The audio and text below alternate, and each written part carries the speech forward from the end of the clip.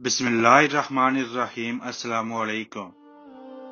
एक गांव में एक बापर्दा खातून रहती थीं, जिनकी डिमांड थी कि शादी उससे करेंगी जो उन्हें बापर्दा रखेगा। एक नौजवान इस शर्त पर निकाह के लिए रजामंद हो जाता है। दोनों की शादी हो जाती है। वक्त गुजरता रहता है, यहाँ तक कि एक बेटा पैदा हो जाता है।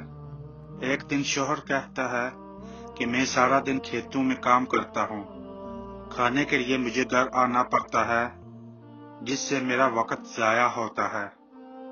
तुम मुझे खाना खेतों में पहुंचा दिया करो।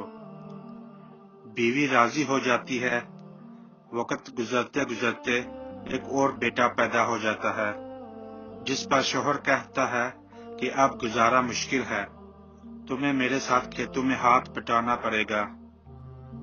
यूं वो बापर्दगी से नीम पर्दे तक पहुंच जाती है और तीसरे बेटे की पैदाइश पर इसका शौहर मुकम्मल बेपर्दगी तक ले आता है। वक्त गुजरता रहता है, यहाँ तक कि औलाद जवान हो जाती है।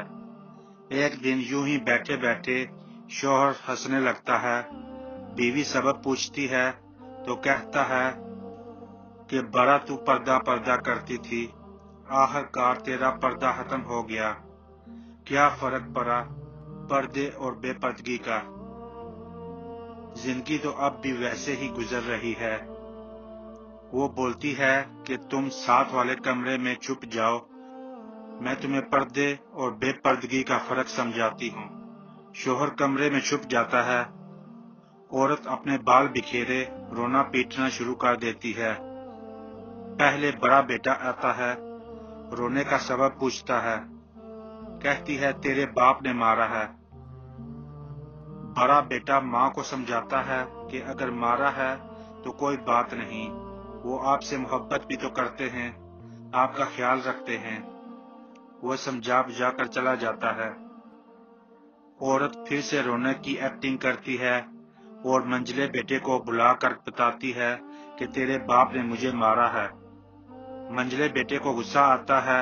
वो बाप को बुरा भला कहते हुए माँ को समझा बुझा कर चुप करवा कर चला जाता है।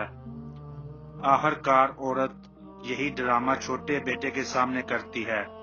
छोटा बेटा तो गुस्से से आग बगोला हो जाता है और जोर जोर से गालियां बकते हुए डंडा उठाता है और कहता है कि अभी बाप की खबर लेता हूँ।